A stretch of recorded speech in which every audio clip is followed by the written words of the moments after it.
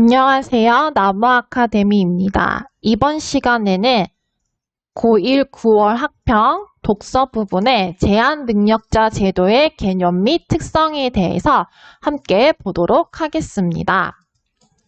네, 제한능력자 제도라는 것이 여러분들 아마 생소하실 텐데요. 여기서 차근차근 함께 알아보도록 하겠습니다. 먼저 이 제한능력자 제도에 대해서 언급하기 이전에 의사무능력자에 대해서 이야기를 하고 있는데요. 우리가 보통 의사능력이라는 것은 자기의 행위의 의미나 결과를 합리적으로 예견할 수 있는 정신적인 능력을 이야기하죠. 그런데 이러한 의사능력이 없는 사람을 바로 우리는 의사무능력자라고 합니다. 이러한 의사무능력자의 법률 행위는 바로 무효, 즉 법률 행위의 효력이 처음부터 발생하지 않은 것으로 보는데요. 하지만 이 의사무능력자가 자기에게 불리한 법률 행위를 무효화시키려면 그 법률 행위 당시 만약에 어떤 계약을 했다면 그 계약을 할 당시에 자신에게 의사능력이 없었다는 점을 증명해야만 합니다. 그런데 이것을 증명하는 것이 쉽지가 않죠. 따라서 민법에서는 의사능력의 유무와 관계없이 나이나 법원의 결정이라는 일정하고 객관적인 기준에 따라서 제한능력자를 규정하게 됩니다. 네, 즉 능력이 의사무능력자를 바로 선정을 하는데 이를 바로 제한능력자라고 하는데요. 바로 만 19세 미만의 미성년자, 네, 이는 나이를 기준으로 한 것이겠죠. 그리고 가정법원으로부터 심판을 받은 피성년 후견인과 피한정 후견인을 바로 이거는 법원의 결정에 의해서겠죠. 이와 같이 크게 두 가지 범주로 정해놓고 있습니다. 바로 이러한 자들을 바로 우리가 제한능력자라고 하는데 이들은 독자적으로 완전하고 유효한 법률 행위를 할 수 있는 행위능력자와는 구분이 됩니다. 따라서 자신의 의사무능력을 증명할 필요가 없게 되죠. 네, 제한능력자로 이미 구분이 되었기 때문에 제한능력자는 따라서 단독으로 만약에 재산상의 법률 행위를 한 경우에 10년 내에 취소권을 행사할 수가 있습니다. 이것을 제한능력자 제도라고 하는데요. 이때 제한능력자의 법률 행위의 취소 여부는 제한능력자 측, 제한능력자 본인이나 법정 대리인의 의사에 따라서만 결정이 됩니다. 그러니까 만약에 만 19세 미만의 어떤 한 학생이 어떤 계약을 했는데 그것을 법률 행위를 취소하고 싶다라고 한다면 그 취소 여부를 결정하는 것은 바로 본인과 또는 그 미성년자의 법정 대리인의 의사에 따라서 가능하다는 것입니다.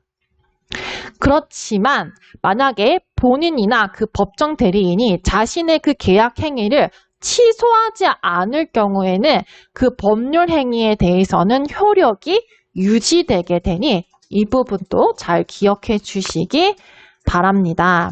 자, 그렇다면 제한능력자임을 확인할 수 있는 방법이 있어야겠죠? 네, 미성년자는 바로 주민등록증과 가족관계등록부를 통해서 확인할 수 있고 피성년 후견인과 피한정 후견인은 후견 등기부를 통해서 확인할 수가 있습니다. 그런데 이러한 제한능력자와 계약을 맺는 어떤 한 상대방이 있을 수 있죠. 근데 만약에 이 계약 상대방이 이를 확인하지는 않습니다. 항상.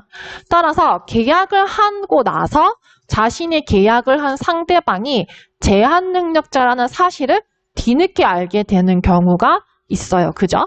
그런데 이 제한능력자 측은 아까도 얘기했듯이 제한능력자 제도에 따라서 자신의 법률 행위를 10년 내에 취소할 수 있습니다.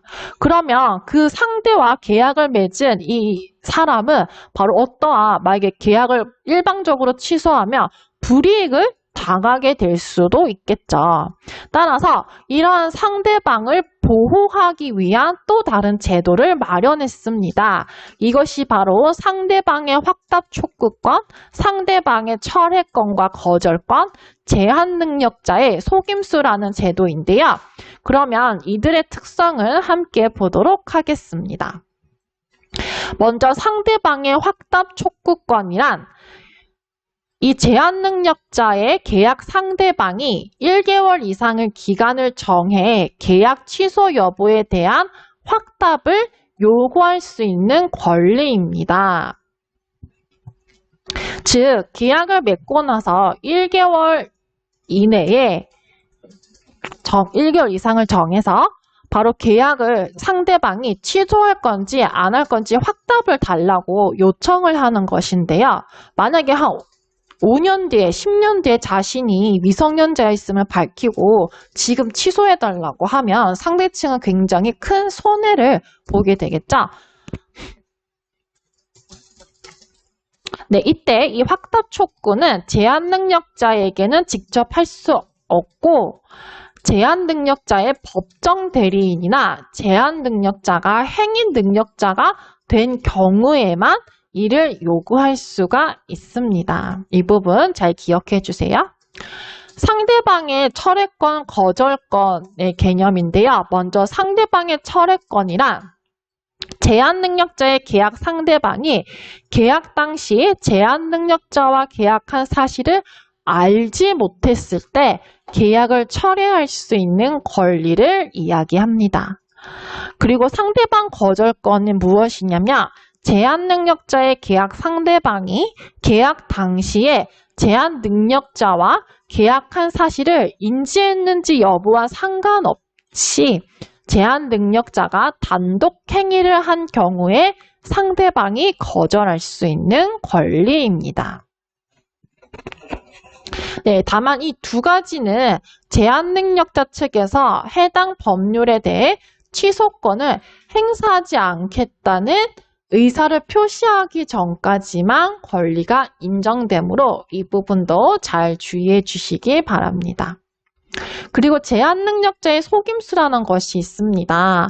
네, 이것은 바로 제한능력자가 속임수를 써서 자신을 행위능력자로 믿게 한 경우나 미성년자나 피한정 후견인이 속임수를 써서 법정 대리인의 동의가 있는 것으로 속여서 믿게 한 경우에는 제한능력자의 취소권을 박탈하는 것입니다.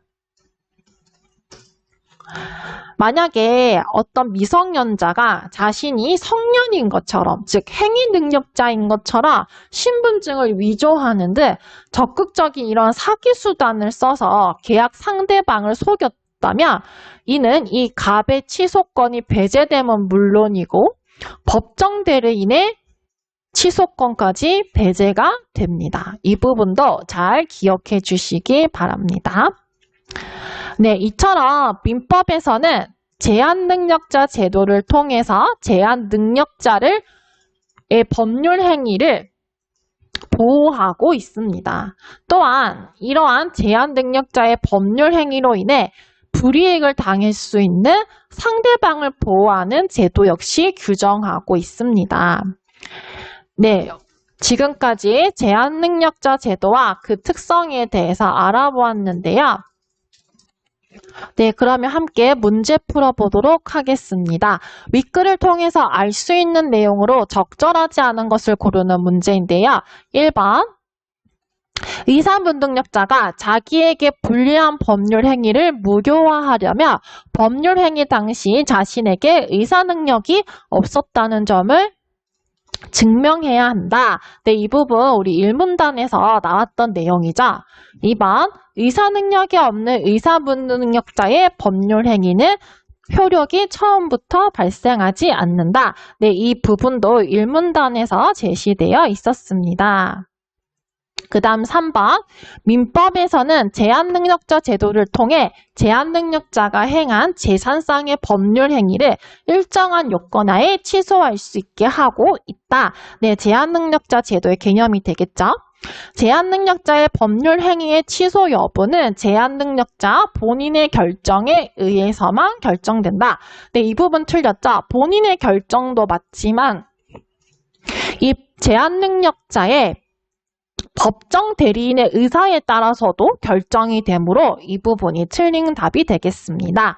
피성령 후견인과 피한정 후견인은 후견 등기부를 통해 확인할 수 있다. 네, 이 부분 또한 맞겠습니다. 네, 이 외에도 다양한 변형 문제가 있으니 꼭 함께 풀어보시기 바랍니다. 이 모든 자료는 나무 아카데미 홈페이지에서 이용하실 수 있습니다.